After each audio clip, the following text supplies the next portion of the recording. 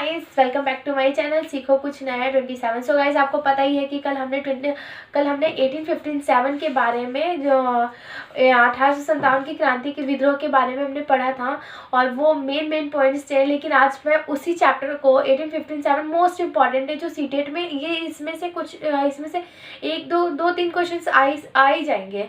और आप कुछ प्रीवियस ईयर के क्वेश्चन पेपर है जो मैं साथ के साथ चैप्टर के साथ साथ वो उसको भी सॉल्व कराती चलूँगी। तो चलिए फिर हम स्टार्ट करते हैं, क्योंकि सीटेट का एग्ज़ाम बहुत नज़दीक है और ज़्यादा से ज़्यादा हमारे पास 20 डेज़ है, मतलब एक तरह से हमारे पास 20 डेज़ है। सो हम स्टार्ट करते हैं और बिल्कुल है टेंशन लेने की ज़रूरत नहीं है। बिल्कुल आप मिनिमम 8 से 9 घंटा आप स्टडी कीजिए, क्योंकि अभी जो टाइम है ना इसमें प्रैक्टिस के 1 महीना जो है ना हमें बस क्या है रिवीजन करने का टाइम है। तो हमारे क्या है 1857 के बारे में आपको पता ही है कि उसके रीज़न क्या है और मतलब उसके कारण क्या है।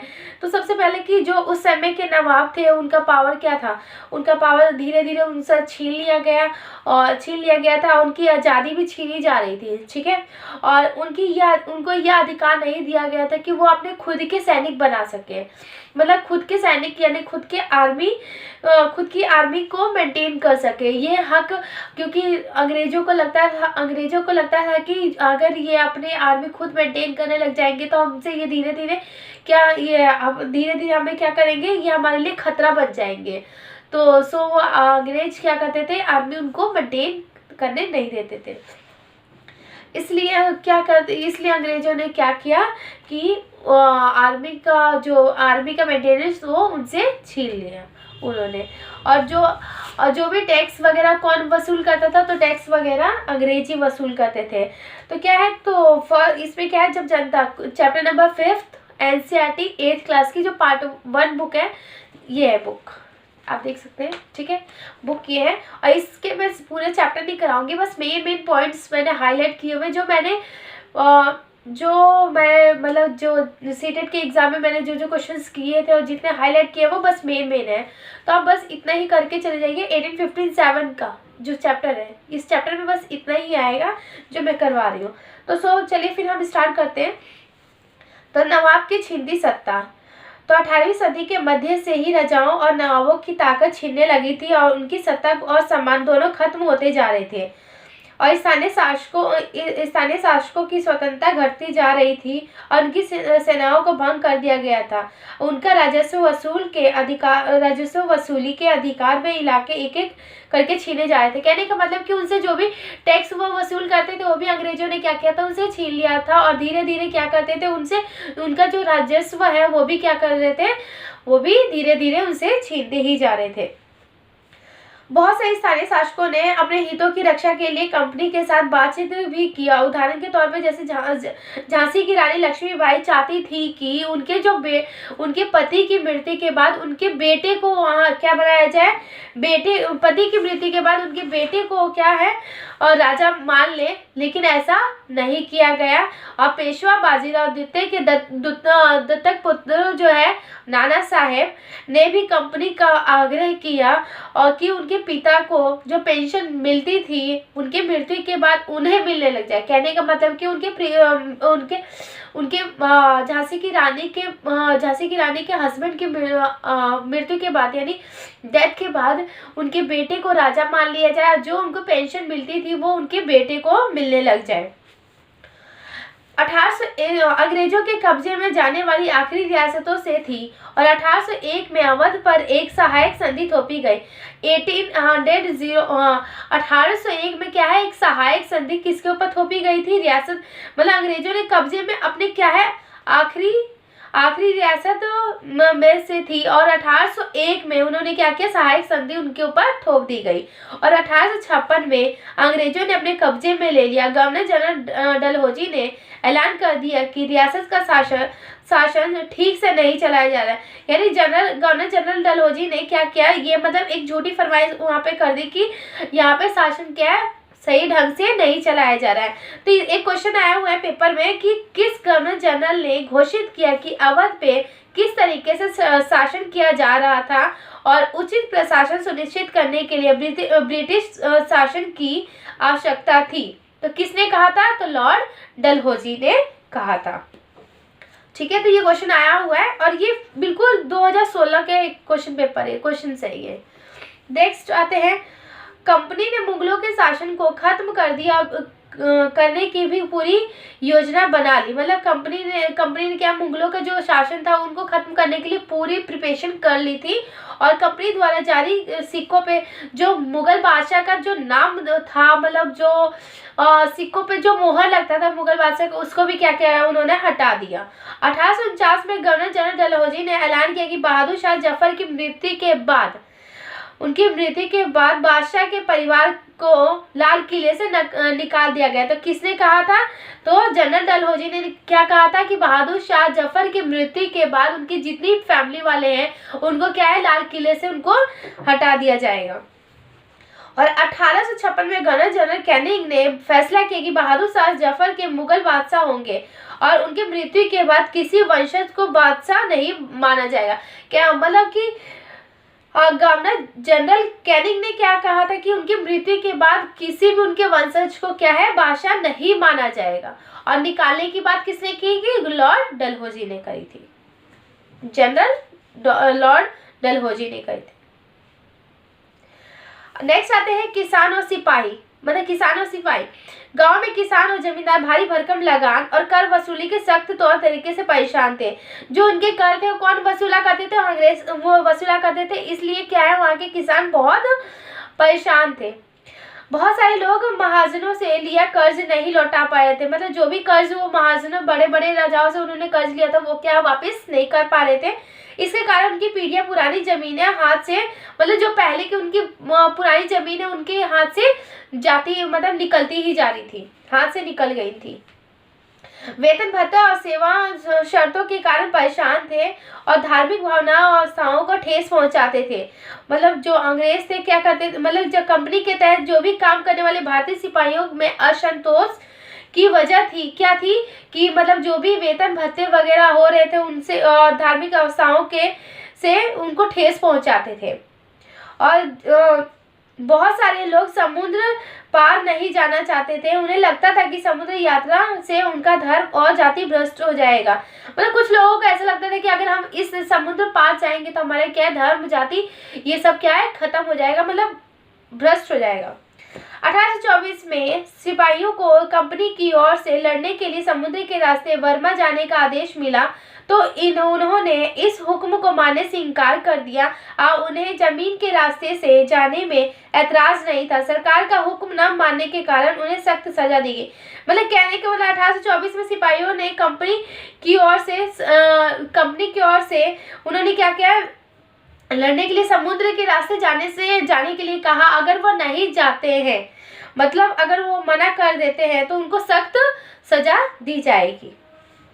1856 में कंपनी को एक नया कानून बनाना पड़ा और इस कानून को में साफ कहा गया था कि अगर कोई व्यक्ति कंपनी की सेना में नौकरी करेगा तो जरूरत पड़ने पर उसे समुद्र पार जाना भी पड़ सकता है। कहने का मतलब कि 1856 में एक कानून बनाया गया है कि अगर बाई चांस जो भी कंपनी में काम कर रहे हैं, बाई चांस कभी ऐसी जरूरत पड़ेगी कि उनको समुद्र पार जाना पड़े तो उनको जाना ही पड़ेगा, मना नहीं कर सकते हैं। बहुत सारे सिपाही खुद किसान थे और अपने परिवार गांव में छोड़कर आए थे, लिहाजा किसानों का गुस्सा जल्दी सिपाहियों में भी फैल गया। मतलब कहने का मतलब बहुत सारे सिपाही क्या थे, किसान थे, तो वो अपनी फैमिली वाले, उनकी ऑब्वियस बात उनकी फैमिली भी होगी, तो वो क्या अपनी फैमिली को छोड़ के नहीं जाना चाहते थे। नेक्स्ट आते हैं सुधारों पर प्रतिक्रिया क्या हुई कि अंग्रेजों ने मतलब क्या क्या सुधार हुए। तो सती प्रथा को रोकने के और विधवा विवाह को बढ़ावा देने के ये सुधार दिया गया, ये मतलब ये सुधार हुआ। और अंग्रेजी भाषा शिक्षा को जमकर प्रोत्साहन दिया गया। 1830 के बाद कंपनी ने ईसाई मिशनरियों को खुलकर काम करने और यहाँ तक कि जमीन और संपत्ति जुटाने की भी छूट दे दी। मतलब कहने का मतलब कि सती प्रथा को रोक दिया गया, पुनः विवाह करने के लिए ऐलान कर दिया गया और अंग्रेजी भाषा शिक्षा को जम के मतलब बहुत सारे उनको प्रोत्साहन दिया गया। और 1830 के बाद जो कंपनी मिशनरियों को खुलकर काम करने के लिए क्या है, जमीन व संपत्ति जुटाने के लिए भी छूट दे दी गई। और 1850 में एक नया कानून बनाया गया जिसे ईसाई धर्म को अपनाना और भी आसान हो गया। नेक्स्ट आते हैं कि हमारी जनता की मतलब क्या वो थी।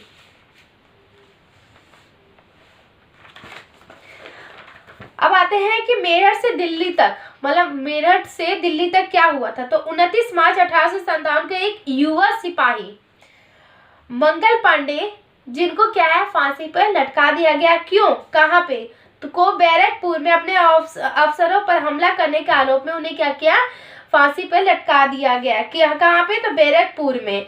किस लिए, तो अफसरों पे हमला करने के आरोप में उनको क्या किया, फांसी पर लौटा दिया गया। तो ये क्वेश्चन आया कि कब वो मंगल पांडे को कब फांसी पर लटकाया, तो 29 मार्च 1857 में।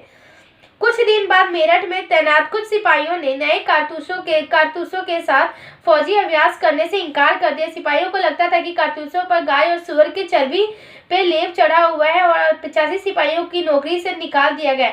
उन्हें अपने अफसरों की हुक्म न मानने पर 10-10 साल की सजा दी गई। कहने का मतलब कि 9 मई 1857 की बात क्या है कि गाय और सुअर से बने कारतूसों को सिपाहियों ने मुंह से खींचने के लिए मना कर दिया था। क्यों, क्योंकि उनको लगता था कि ये गाय और सुअर के मतलब के लेप से बना हुआ है, तो ये हमारे धर्म, अगर हम इसे खींचे तो हमारा धर्म भ्रष्ट हो जाएगा। क्योंकि हमारे गाय, आपको पता है, हिंदू धर्म में सबसे ज्यादा मान्यता है, इसलिए उनको क्या किया गया, 10-10 साल की सजा दी गई। 10 मई को सिपाहियों ने मेरठ की जेल पर धावा बोल के वहां बंद सिपाहियों को आजाद करा लिया और उन्होंने अंग्रेज अफसरों पर हमला करके उन्हें मार गिराया। उन्होंने बंदूक और हथियार कब्जे में ले लिए और अंग्रेजों की इमारतों और संपत्तियों को आग के हवाले कर दिया। मतलब कहने का मतलब कि उन्होंने क्या किया, अफसरों पर हमला किया और जो भी वहां की संपत्ति और इमारतों है वो किसके हवाले कर दिए, आग के हवाले कर दिया। सिपाही पूरे देश में अंग्रेजों के शासन को खत्म करने पर आमादा थे। मतलब अंग्रेजों का शासन क्या है, सिपाही क्या करना चाहते थे, खत्म करना चाहते थे। उसके बाद क्या हुआ कि बूढ़े बादशाह को सिपाही की यह मांग माननी पड़ी। उन्होंने देश भर के मुखियाओं और शासकों को चिट्ठी लिखकर अंग्रेजों से लड़ने के लिए भारतीय राजाओं को एक संघ बनाने का आह्वान किया। किसने किया, तो बूढ़े बादशाह, ठीक है। बहादुर शाह के इस एकमात्र कदम के गहरे परिणाम सामने आए। तो बहादुर शाह जफर ने एक चिट्ठी लिखी जिसे कि हमारे सैनिकों को पूरा हक दिया जाए ताकि वो अंग्रेजों को मार गया है, ताकि उनको अपने क्या है हक मिल सके, खुलेआम वो जी सके। नेक्स्ट आते हैं क्या है अगर जैसे ये चिट्ठी और ये बूढ़े बादशाह ने लिखा, मतलब बहादुर शाह जफर ने लिखा, तो उनके अंदर क्या है, एक उत्साह, खुशी और एक साहस पैदा होने लगे। उसके बाद बगावत कैसे फैली वहां पे, तो कस्बों और गांवों के लोग भी बगावत के रास्ते पर चलने लगे और वे स्थानीय नेताओं, जमींदारों, मुखियाओं के पीछे संगठित हो गए और ये लोग अपनी सत्ता स्थापित करने के लिए अंग्रेजों से लोहा लेने के लिए तैयार थे। और स्वर्गीय पेशवा बाजीराव के दत्तक पुत्र नाना साहेब कानपुर के पास रहते थे। उन्हें सेना इकट्ठा की और किसने सेना इकट्ठा की, तो पेशवा बाजीराव के दत्तक पुत्र पेशवा नाना साहेब कानपुर के पास रहते थे। तो पुत्र कौन थे, नाना साहेब। नाना साहेब को क्या कहते थे, पेशवा। तो क्वेश्चन आएगा कि पेशवा कौन है, तो नाना साहेब, ठीक है। उन्होंने सेना इकट्ठा की और ब्रिटिश सैनिकों को शहर से खदेड़ दिया। मतलब शहर से क्या सैनिकों को निकाल दिया गया और उन्होंने ऐलान किया और नाना साहेब ने क्या किया, खुद को पेशवा घोषित कर दिया। उन्होंने ऐलान क्या किया कि बहादुर शाह जफर के तहत गवर्नर जनरल लखनऊ की गद्दी से उनको क्या किया, हटा दिया गया। लखनऊ की गद्दी पर किसको बिठाया गया, नवाब वाजिद अली शाह के बेटे बिरजिस कद्री को वहां का नवाब घोषित कर दिया गया। और फिर उसके बाद क्या है, झांसी के में रानी लक्ष्मीबाई भी विद्रोही सिपाहियों के साथ जा मिली। झांसी में कौन, रानी लक्ष्मीबाई ने वहां के क्या है विद्रोही सिपाहियों के साथ जा मिली और उन्होंने नाना साहेब सेनापति तांत्या टोपे के साथ मिलकर अंग्रेजों को भारी चुनौती दी थी।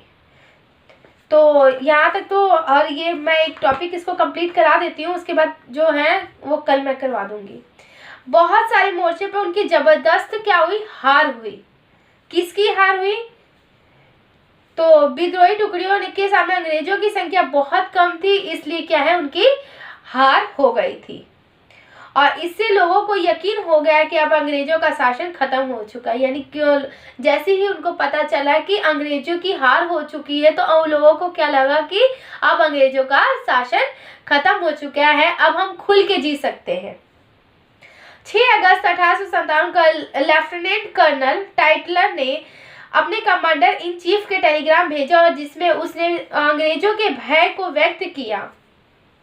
और इस दौरान बहुत सारे महत्वपूर्ण नेता क्या है, सामने आए। तो सो गाइस, ये चैप्टर अभी कंप्लीट नहीं है, मतलब थोड़ा सा, मतलब आधा चैप्टर हुआ है अभी कंप्लीट, और कल मैं इस चैप्टर को कंप्लीट करा दूंगी। सो गाइस, प्लीज़ मेरे चैनल को लाइक शेयर सब्सक्राइब कीजिए। और ये जितने क्वेश्चंस है ना, इन क्वेश्चंस को कर लेना, क्यों? क्योंकि ये पेपर में आएंगे। और एक और क्वेश्चन है जो अभी 2014 में आया हुआ है, सन 1856 में निम्नलिखित गवर्नर जनरल में से किसने यह निर्णय किया था कि बहादुर शाह जफर आखिरी मुगल बादशाह होंगे और उनकी मृत्यु के बाद उनके किसी वंशज को बादशाह नहीं माना जाएगा। जहां भी वंशज की बात आई, किसने कहा है? कैनिंग ने कहा था। ठीक है, और वहां से निकाल दिया गया, तो उसकी निकालने की बात किसने कही थी? लॉर्ड जनरल डलहौजी ने कही थी। सो गाइस, ये पेपर में ये वाला चैप्टर तो मोस्ट इम्पॉर्टेंट है, तो इस चैप्टर को छोड़ना नहीं है, इस चैप्टर को करके ही जाना है, क्योंकि इस चैप्टर से 2-3 क्वेश्चन आएंगे ही। और ये वीडियो कैसी लगी प्लीज़ कमेंट बॉक्स में लिख के बताइए, और प्लीज़ मेरे चैनल को लाइक शेयर एंड सब्सक्राइब कीजिए। और सब्सक्राइब कीजिए, अगर मतलब इसके मतलब व्यूज़ और सब्सक्राइब नहीं बढ़ते, इस चक्कर में वीडियो मैं बनाती नहीं हूँ। So please please please subscribe भी कीजिए और उन बच्चों तक पहुँचाइए जिनको मतलब पेपर अभी आ ही रहे हैं और उनको ज़रूरत भी है, उनको कोई कंटेंट नहीं मिल पा रहा है।